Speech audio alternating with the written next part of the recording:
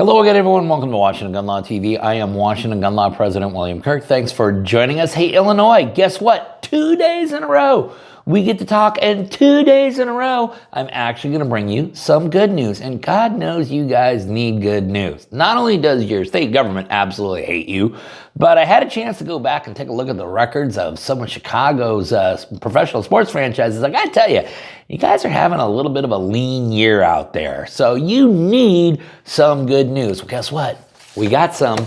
That's right. A court in Illinois has struck down your FOID card as it relates to possession of firearms in the home. Okay, this is a limited ruling. It's one that's going to obviously be appealed. So we're a long way from getting out of the woods yet, but this is a huge ruling. It's a fantastic opinion, and we're going to share it with you today. So today, let's spend a few minutes and let's talk about the court that just struck down Illinois' FOID card.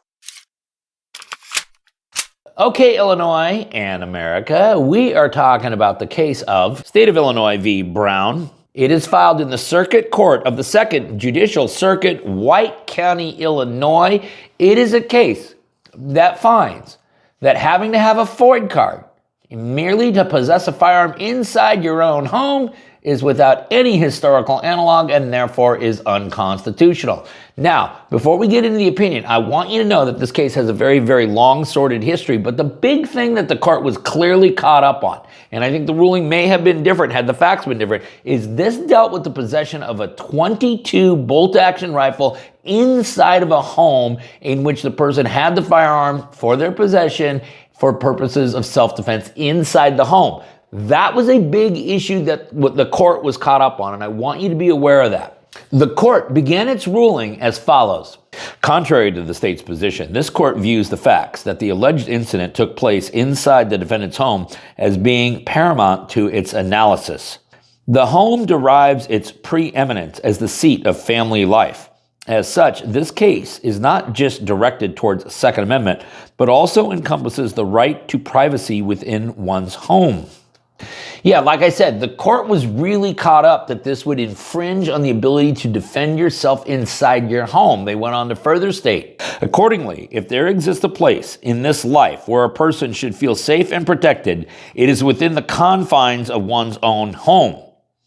Self-defense within one's home should be honored and revered as nowhere else on earth.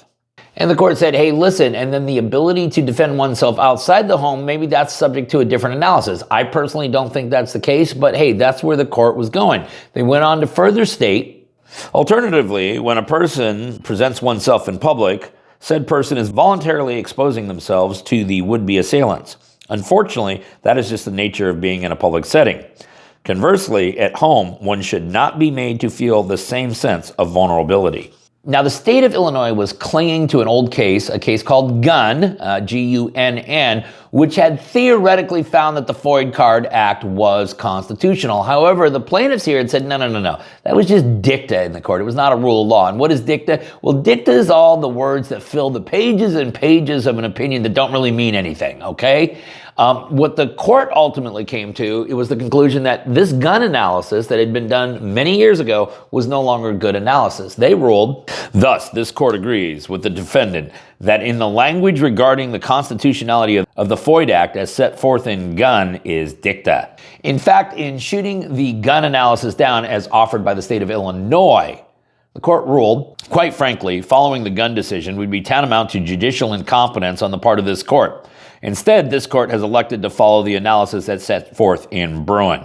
Now, I want you to understand this, Illinois. The state of Illinois actually argued that because the defendant here had not obtained a FOID card and yet had possessed a firearm, that she was an unlawful individual. And because she was unlawful, therefore, she was not part of the people, and therefore, she was not afforded any Second Amendment protection. That's actually the argument that the state of Illinois made here, okay? The court clearly was not persuaded when they ruled. That reasoning would exclude every person who fails or refuses to comply with even the most draconian gun legislation from challenging its constitutionality because they would no longer be considered law-abiding citizens.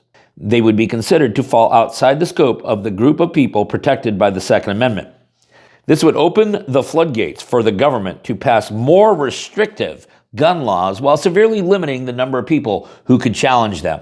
A position that the state of Illinois would gladly and readily take. But the problem was, well, the court wasn't convinced. They ruled, despite the state's novel law-abiding argument, this court has determined that the defendant is a responsible, law-abiding citizen deserving of the protections guaranteed under the Second Amendment. Accordingly, the defendant's possession of a .22 caliber rifle within the confines of her home, even without a valid FOID card, falls squarely within the protections afforded her by the Second Amendment. Okay, so the Second Amendment is in play, which means now the state of Illinois has to justify this through historical analogs. And here comes the problem for Illinois, because as the court pointed out, the FOID Card Act is of relatively recent vintage as it was enacted in 1967. Frankly, there is no historical analog to the act. However, the state points to several disarming laws that focused on groups of people who were considered dangerous at the time. Many of said laws would be viewed repugnant today as they were racist in nature. And despite the fact that the state of Illinois clung to these racist gun control laws, the court was not persuaded, saying, hey, listen, at least with all of those laws, you had some argument that the people might be dangerous.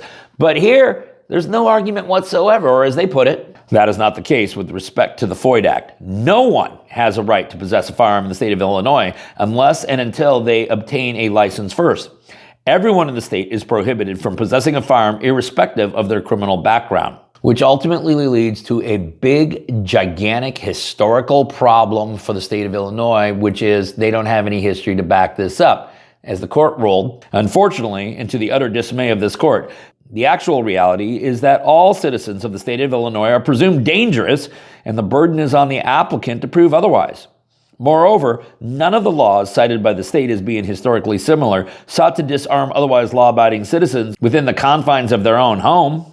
So yeah, the state of Illinois is actually claiming that you need to have a permission slip from the government before you can exercise what is supposed to be an inalienable right in order to protect yourself inside your home. And I want all the other states with this permit to purchase. Washington, you're kicking this idea around. I want you to be aware of what the court thought about this, because they had some pretty colorful words for this concept. Quite frankly, it is asinine to think in this land of the free and home of the brave, one must petition the government and pay a fee to be able to enjoy the fundamental constitutional right to protect oneself inside one's home.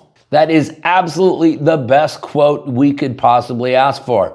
The court was also quick to point out, listen, you have this FOID card, but then you also have this concealed carry card, and there's a lot more requirements to get the concealed carry license, and candidly, we're okay with the government placing more conditions on carrying firearms outside the home. I think they got this one wrong. But again, it goes back to the sanctity of one's individual home that was most important to the court, because they found, thus, according to the above cited cases, the state of Illinois provides everyone greater rights of self-defense inside their dwelling than outside.